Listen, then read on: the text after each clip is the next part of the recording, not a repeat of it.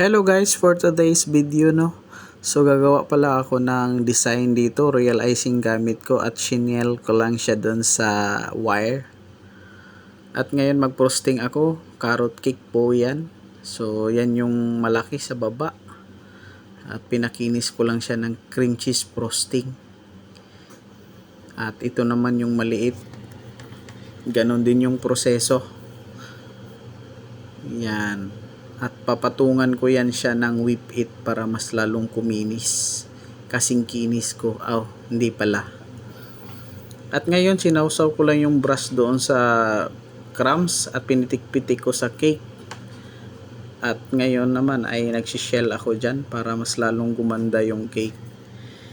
Natapos na natin yung cake guys. At anong comment nyo dyan guys? Pasado ba sa inyo yan? Yun At ito na guys, tapos na yung cake. Happy 60th birthday Sister Beth. So yan na yun guys. Yun, maganda ba guys? Thank you for watching.